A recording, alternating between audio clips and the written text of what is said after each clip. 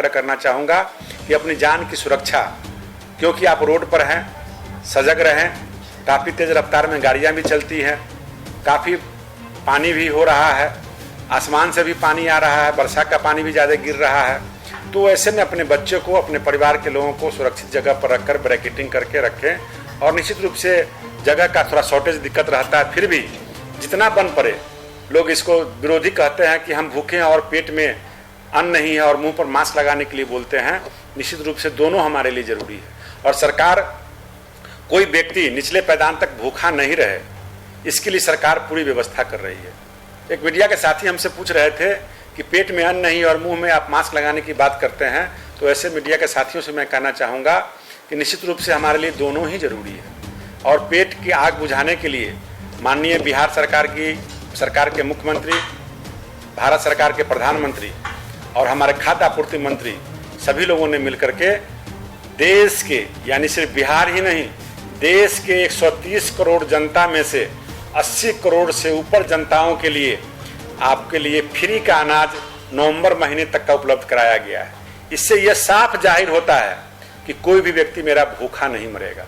दूसरा, जो पैसा से अनाज मिल रहा है वो भी प्रत्येक महीना अनाज दिया जा रहा है। तीसरा, जो प्रवासी मजदूर क्वारंटाइन हुए थे, उस क्वारंटाइन में जो प्रवासी मजदूर को राशन कार्ड नहीं है, जिनका राशन कार्ड में नाम नहीं है, वैसे लोगों के लिए भी हमारी सरकार ने अनाज का मुफ्त व्यवस्था किया है। लेकिन बहुत सारे लोगों को गलतफहमी हो रही है कि हम भी क्वारंटाइन थे, हमको भी अनाज मिले। तो मैं तमाम क्वारंटाइन के प्रवासी मजदूरों से आग्रह करना चाहूँगा कि अगर आपका नाम राशन कार्ड में नहीं है, वैसे कोई डीलर आपको अनाज देना नहीं चाहते हैं, तो आप हमें अविलंब सूचित करें। 2-3 पंचायत के साथी हमको सूचित किया और हमने मीटिंग में भी इस बात को रखा और आगे भी बात किया है।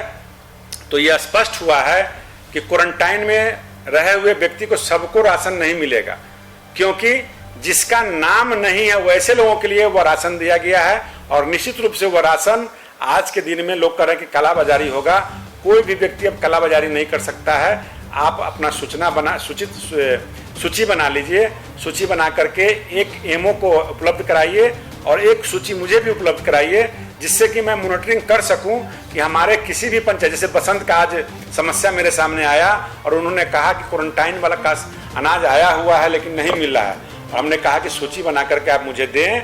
और निश्चित रूप से किसी पंचायत में आवंटन की समस्या है, किसी पंचायत में फ्री का अनाज मिल गया है, किसी पंचायत में नहीं मिला है, किसी को कहीं बंट रहा है, किसी डीलर जो होशियार है वो अपना पुराना ही माल बांट करके लोगों को दे रहे हैं, फिर नया माल आवंटन आएगा।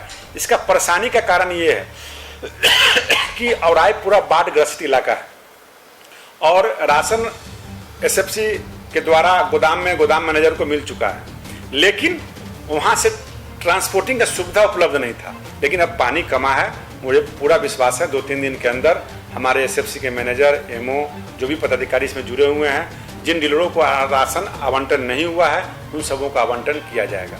और एक साथ निश्चित रूप से मैं कहना चाहूँगा कि अभी सामने हम लोग के बीच बहुत बड़ा पर्व हुआ है जो देशवासियों के लिए गर्व का बात है। राम जन्मभूमि अयोध्या राम लला का मंदिर का भूमि पूजन, शिलान्यास किया गया है। ये पूरे देश के साथ साथ जो विदेशों में हमारे भारत मूल के निवासी रह रहे हैं, वो लोग भी इस यज्ञ को, अपना यज्ञ में शामिल होकर के इस यज्ञ को सफल बनाने में लगे हुए हैं। तो हम लोग भी बहुत ही सौभाग्यशाली हैं। हमारे मुजफ्फरपुर जिला के जो भी कार्य सेवक थे, पुनः उनको मैं अपनी ओर से आभार प्रकट करता हूं कि आपकी लड़ाई, आपका ये जो सोच था आज साकार हुआ। और मुजफ्फरपुर के शहीद इस भाई संजय जी को पुनः मैं सत नमन करता हूं कि आप मुजफ्फरपुर की धरती से अपना इस यज्ञ में आहुति दिया। ये आपके परिवार और समाज और जिला के सभी लोगों को इसका लाभ मिल रहा है। भगवान श्री राम हम सबों को इस कोरोना महामारी से, बाढ़ त्रासदी से बाहर निकालेंगे और आगामी सब उससे भी बड़ा पर्व अभी सामने आ रहा है, उसका भी मैं अग्रिम बधाई देना चाहूँगा। कृष्ण जन्माष्टमी का ढेर सारे अपने क्षेत्रवासियों को, बिहार वासियों को बधाई देना चाहूँगा कि कृष्ण जन्माष्टमी के शुभ अवसर पर, लेकिन कोरोना महामारी के कारण बहुत बड़ा उल्लास हम लोग नहीं मना सकते हैं। सभी लोग जो भी क्षेत्र में इस पर्व को करते हैं बड़े पैमाने पे, उनसे आग्रह करना चाहूँगा कि आप इसको बड़े पैमाने में न करके अपने थाना से परमिशन लेकर के 40 से 50 लोगों की अनुमति लेकर के और उसको छोटे पैमाने पे पूजा श्रद्धा और भाव से होता है, और समय जब अच्छा होगा तो फिर बड़े पैमाने पर हम लोग करेंगे। और किसी तरह का सरकार के नियम का उल्लंघन नहीं होना चाहिए, क्योंकि मुझे क्षेत्र के कई एक जगह से फ़ोन आया है कि मुझे परमिशन चाहिए, हम लोग जन्माष्टमी मनाना चाहते हैं। जरूर आप जन्माष्टमी का पर्व मनाएं, और अग्रिम बधाई भी देता हूं अपने परिवार की ओर से, अपने पार्टी की ओर से, अपने सभी कार्यकर्ताओं की ओर से कि आप सभी लोग जहां जहां जन्माष्टमी घर में जरूर करें, और घर के बाहर अगर सामूहिक करते हैं तो उसके लिए परमिशन आदेश ले लें, और जो सरकार का गाइडलाइन है उसके माध्यम से ही काम करें। आप सबों को इस फेसबुक लाइव से जुड़ने के लिए बहुत बहुत धन्यवाद। नमस्कार।